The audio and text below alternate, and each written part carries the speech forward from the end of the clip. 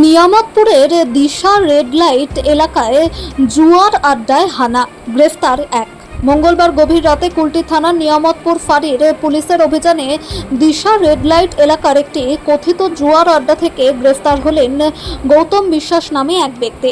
ঘটনাস্থল থেকে নগদ ৬১,০০০ টাকা ও তাসের তাস উদ্ধার করেছে পুলিশ। পুলিশ সূত্রে জানা গিয়েছে, গোপন সূত্রে খবর পেয়ে মঙ্গলবার রাতে নিয়ামতপুর ফাঁড়ির পুলিশ ওই এলাকায় অভিযান চালায়। সেই সময় হাতে নাতে গৌতম বিশ্বাসকে গ্রেফতার করা হয়। বুধবার ধৃতকে আসানসোল জেলা আদালতে পেশ করা হয়। গোটা চক্রের সঙ্গে কারা জড়িত তা জানতে পুলিশ ধৃতের পুলিশি হেফাজতের আবেদন করেছে।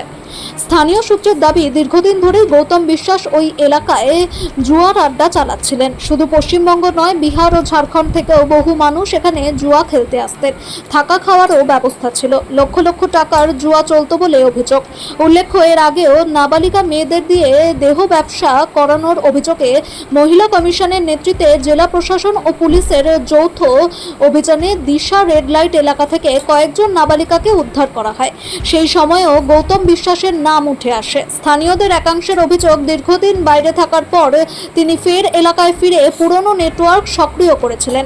ঘটনার তদন্ত শুরু করেছে নিয়ামতপুর ফাঁড়ির পুলিশ। এই চক্রের সঙ্গে আরও কারা জড়িত এবং এর পিছনে কোনো বড় র্যাকেট আছে কিনা তা খতিয়ে দেখা হচ্ছে।